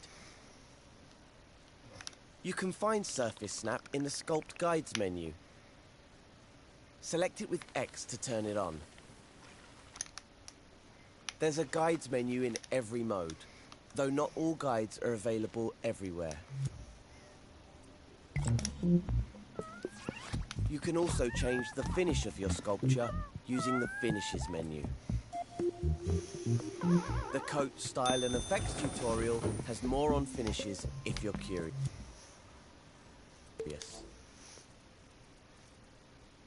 If you switched on... But you can also use the Smear tool to remove from the sculpture instead of adding to it. To do that, we need to... You can press the triangle button for a... Switch the tool between add and subtract by pressing the triangle and with the tools of A mode and see if you can get Connie across it. If you need to edit it, just come back to... Smearing shapes can be a messy business. Sometimes you just want to create neat sculptures. Luckily, there are ways to do that. So go to the Assembly menu and select Sculpt in the Modes menu. This will create a new sculpture. Now let's practice sculpting an architectural structure over the second gap. To help us build a neater bridge, open the Guides section of the Sculpt menu. In Guides, switch on Grid Snap by pressing X over it. You'll see a number appear next to the button. That's how big the grid squares will be. You'll notice the white dotted grid in the scene. The spacing of the dots shows the tightness of the grid. They will change orientation depending on your point of view. We'll leave it on the default setting for now. You can experiment with it later. Now try making a colourful sculpture using the smear and move tools and the colours menu. This'll just be a practice one, so don't spend too long on it. We'll delete it and make an even better one in a minute. You'll notice that it's much easier to keep your shapes neat and straight this time. That's because Grid Snap is active. It makes your tools and objects snap to the grid. It also helps you rotate precisely. Try it out using L2 or the touchpad. With Grid Snap on, objects rotate 45 degrees at a time. You can rotate the shape on the end of your imp before you stamp it, or use the Move tool to rotate shapes that are already placed.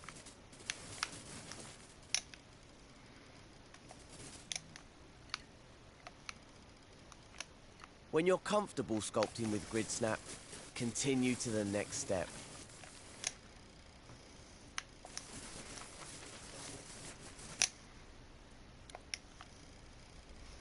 If we want to make a super neat bridge, there's another guide we can use. If you're still in sculpt mode, scope out of it with L1 and circle. Once you're in assembly mode, delete your sculpture with triangle.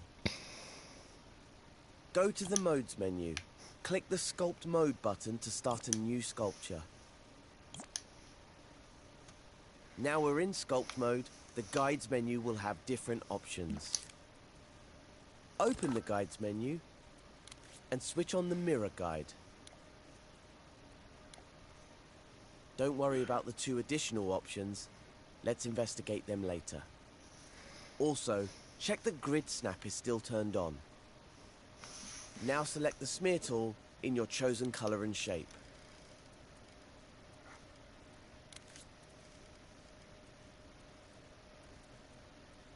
The mirror guide will always center on the first shape you make. That's why we started a new sculpture. Now, move your view so you can see all of the second gap, and your imp can reach it. If you need to, use the grab cam to zoom out a little from the shape on your imp. Now stamp your first shape right in the center of the gap to enable the mirror guide.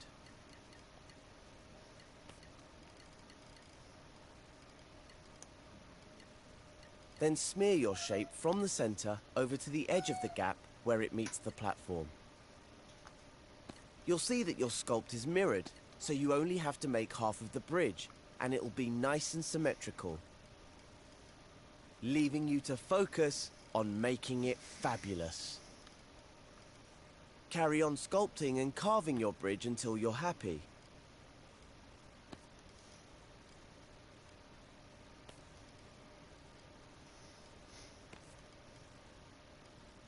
Test it in play mode.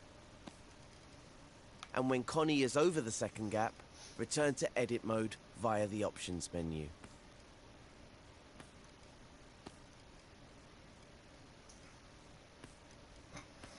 When you're back in edit mode, switch off the mirror guide.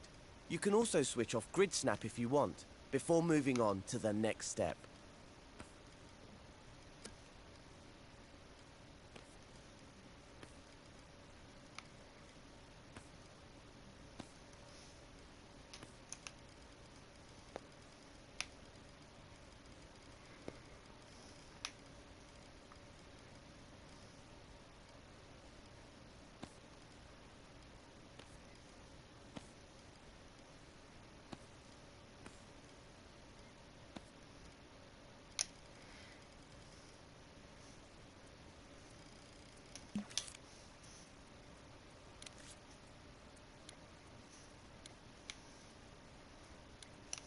Now we need to create a bridge across the last gap. For that, we're going to use the mighty Stamp tool. First, we'll need to create a new sculpture by going to Sculpt mode via the Modes menu. Now that you're in Sculpt mode, make sure you've switched off the mirror guide before you continue.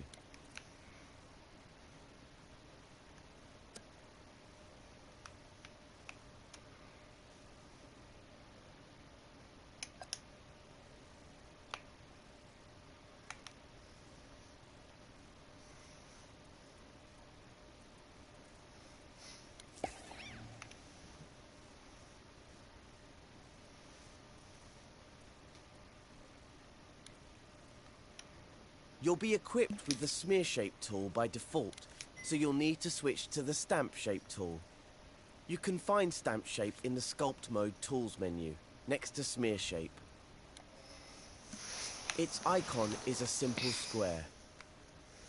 You can quickly switch between the Stamp and Smear tools using L1 and Triangle. Or you can set Stamp Shape to be your default sculpting tool in the My Preferences menu. That way, Stamp Shape will be automatically equipped when you start a new sculpture. Stamping shapes is a bit like stamping objects from the Dreamiverse. With the Stamp Shape tool, you only stamp one shape at a time, no matter how long you hold R2 or X. This has additional benefits too, which you'll see later. Now select the cube in the Shapes menu, then stamp one at the side of the gap. We're almost there, Connie!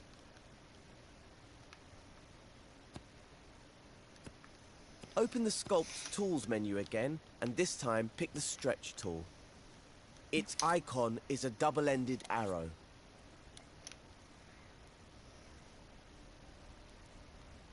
When Stretch is selected, hovering your imp over a shape will cause an arrow gizmo to appear. Hover over the side of the cube that's facing the opposite platform. Press and hold R2 when the arrow is showing, and use your imp to stretch the shape across the gap. Nice. Let go of R2 when you're done stretching. It's not a very exciting bridge right now, but I've got something great to customize it with soon. You can stretch any shape you've sculpted, regardless of what shape it is. Spheres, cones, and even donuts can be stretched. You can even stretch subtracted shapes, but only at the points where they intersect with the sculpture. Have some fun with the Stretch tool, but don't go to play mode just yet. When you're ready to take this bridge and your sculpting skills to the next level, continue to the final step.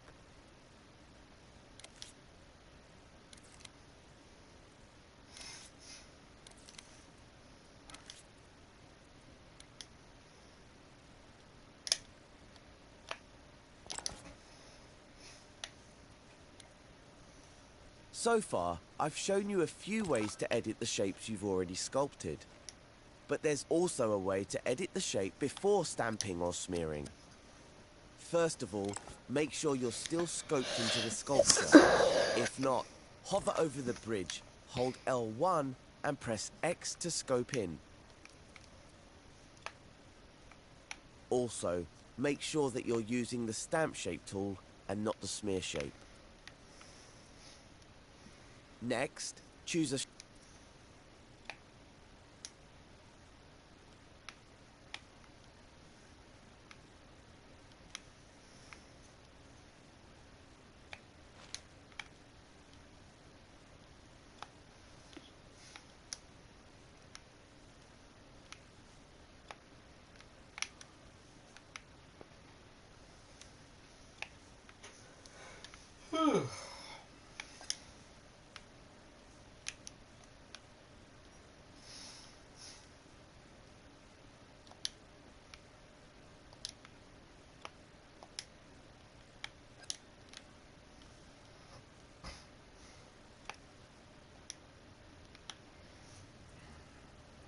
shape from the Shapes menu and select what color you want it to be.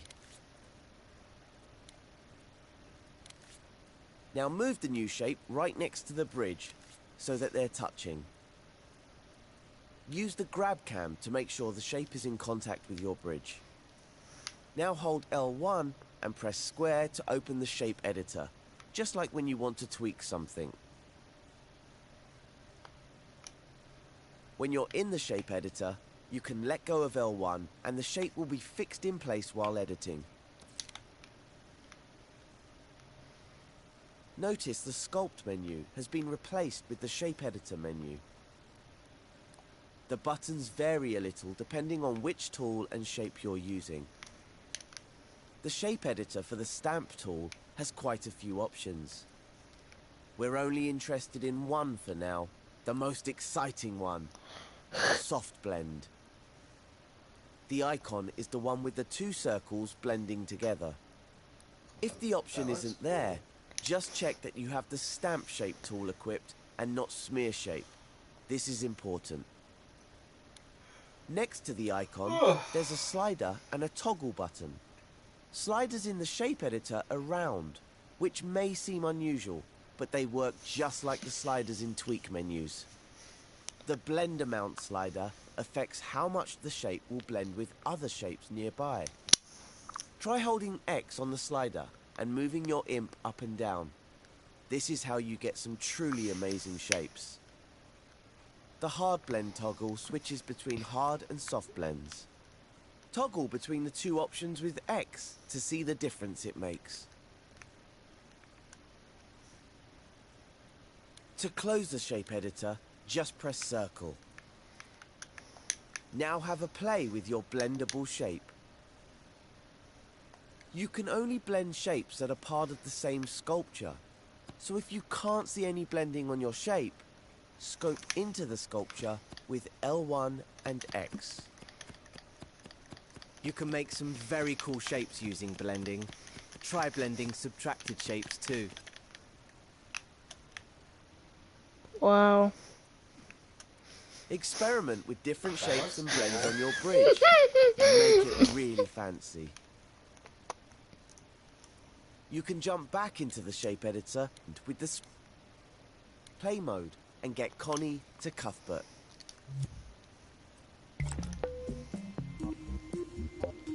Take Connie through the door to finish the tutorial.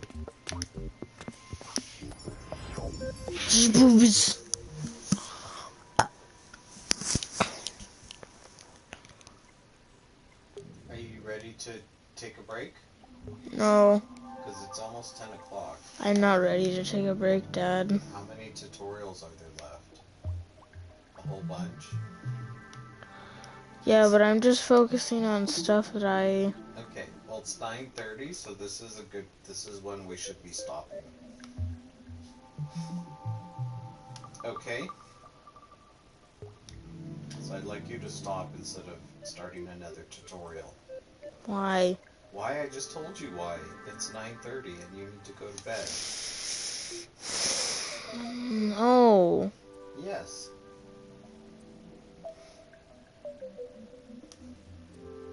I'm too invested in this, Dad. Well, you'll be able to be invested in it tomorrow also. No, I won't. Okay, then on Friday. But I want to do that now. I understand, but you need to go to bed because you need to wake up so you can be fresh and attentive at school.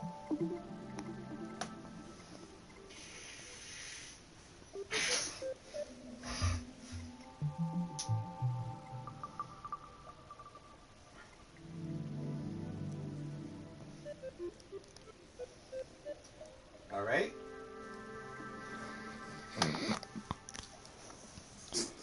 Not alright.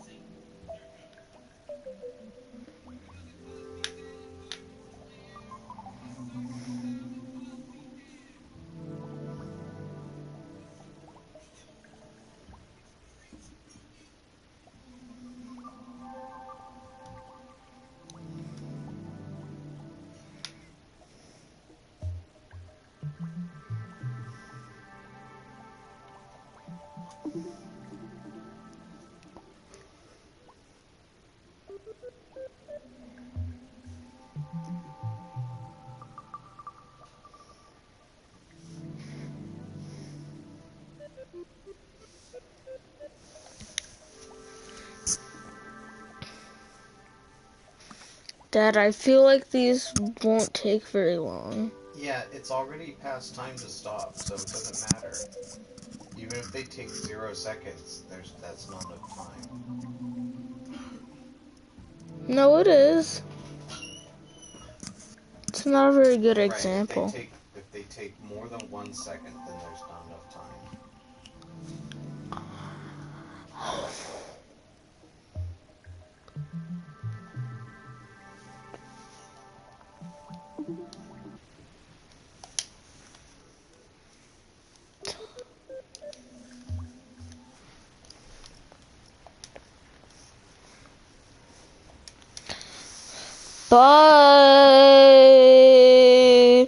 Bicycle.